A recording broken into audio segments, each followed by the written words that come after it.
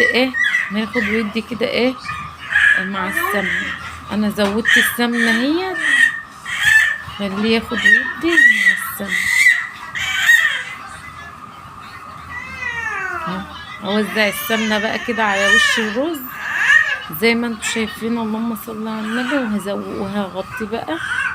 بصوا عايز حاجة بسيطة بس، هسيبه على النار لحد ما يستوي، يعني هياخد حاجة بسيطة بس كده. بقى ايه هطلع الوراك بتاعتي استوت اهيت، هطلعها بقى بالشكل اللي انتوا شايفينه دوت، علشان اما اجي احمرها تكون ايه اتصفت من الشوربة وما تطرطش فيه ولا تحرقني. ماشي. وبعد كده بقى ايه هوريكم وانا بحمر. بصوا هعمل بس التومية الاول. حطيت في معلقه تومه اهيت مع معلقه كزبره ناشفه مع ايه 4 معالق سمنه بس يا محمد.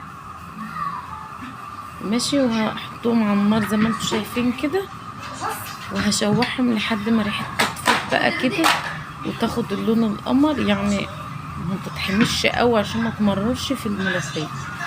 بصوا لحد ما تاخد اللون الجميل دوت، هقوم ايه حاطه معلقه هقوم نازله بمعلقه ملوخيه عليها زي ما انتوا شايفين كده. بصوا بقت ريحتها بصوا فظيعه بصراحه.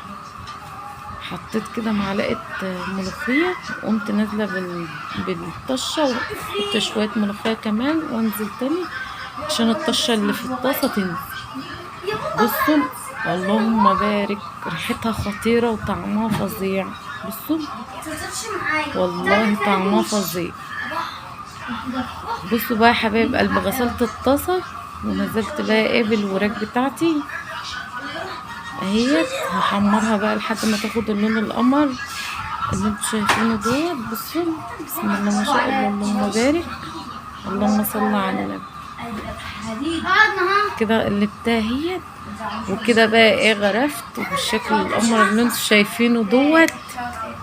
بصوا اللهم صل على، بصوا كده انا غرفت.